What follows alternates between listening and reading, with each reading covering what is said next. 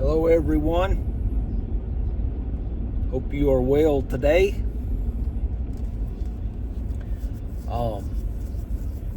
So I was thinking this morning as I'm driving in, I was thinking about an interview that I watched yesterday. They had asked Scottie Scheffler about the thrill of winning the tournaments that he's won. And Scottie goes into this deep dive on, basically they were asking him what motivates him to continue to want to win more. And basically his answer was, well, I really don't know. I don't know. He said because, you work so hard to win these tournaments and you think, that's why I do what I do, is to win these tournaments. I always want to win. He talks about the Masters, winning the Masters and U.S. Open. He said, and I do that, and then, and, it's really only lasts a couple of minutes is what he says. It's not like that's, oh, wow, that changed my life. It's like, hey, look, I won the Masters, good. I hugged my wife, I hugged my son, and, I hugged whoever's there with me, and they're like, hey, you won, and it's good. And then it's like, okay, well, what are we going to have for dinner? And his point is, yes, he has a desire to do that. But this was the key point, is that's not my life. That doesn't fulfill me, was the point that he was making. And made the statement, he's like, I would much rather be a great father than a great golfer.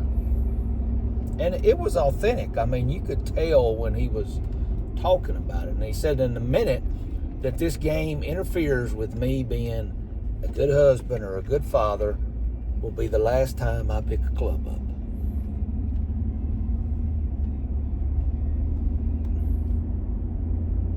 So,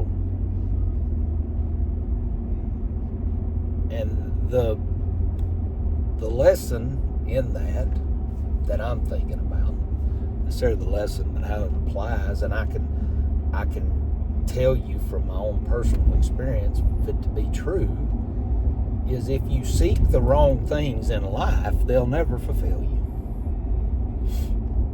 Not ever. There are so many people, and he said, there's a lot of people in sport, and particularly in golf, when their main focus is, well, I want to be the best golfer in the world. And when they get to be the best golfer in the world, they realize this isn't what I thought it was going to be. This didn't complete me. This didn't fulfill me. And we can do it. I know this at a personal level. We can do it with lots smaller things. Well, if I just get this truck I've been wanting, then I'll be fulfilled, I'll be happy. If I could just get this, when you're unmarried, if I could just get this wife, then I'll be fulfilled. If I could just get to this financial level, then I'll be happy. I'll be satisfied. And you get there and you realize that I'm not really satisfied. This isn't what I thought it would be. The reason for that is pretty simple.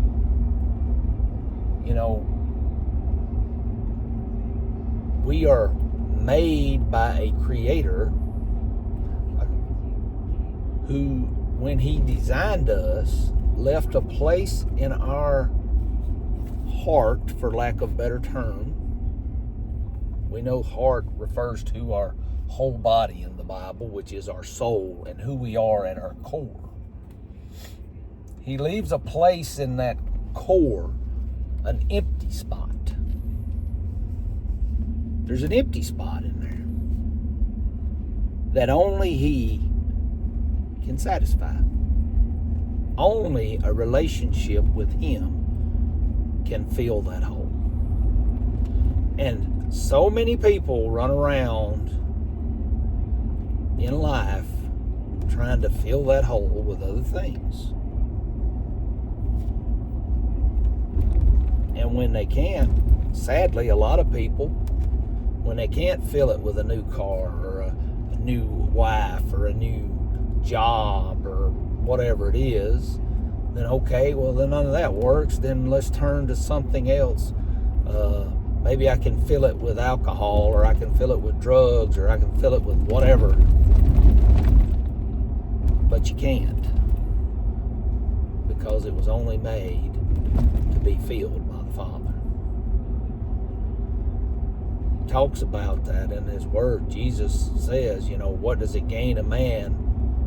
What does it gain to gain the whole world but to lose his soul? What's He saying? You gave up every part of yourself to get this desire that you wanted, but in the process, you drove everything that really was important away. And your soul is lost. And now you're sitting here unfulfilled, unsatisfied, uncontent. Yeah. If you think something in this world is going to satisfy you, we always said when you were kids, what was it? You can't put a square peg in a round hole, or a round peg in a square hole, whichever way it goes. Both are true. The same is true for that empty hole that you have inside you. I hope you filled it. But if you haven't, I'm just going to tell you right now, you can't put a square peg in that round hole. And it's even more precise than that. It's perfectly calibrated that there's only one thing that will fill that spot. Can't be a little bit bigger, can't be a little bit smaller.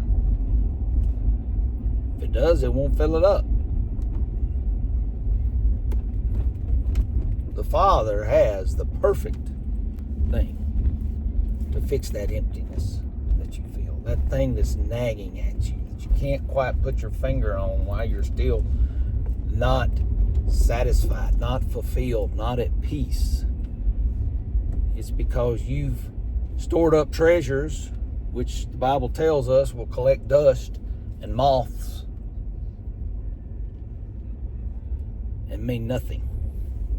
How many treasures do you have stored up that at one time you thought were just so important to you that you probably can't even find them now? You don't even know where they're at. I'm telling you, there is something that fills that hole. His name, Jesus Christ. God bless you. I hope you have a great day.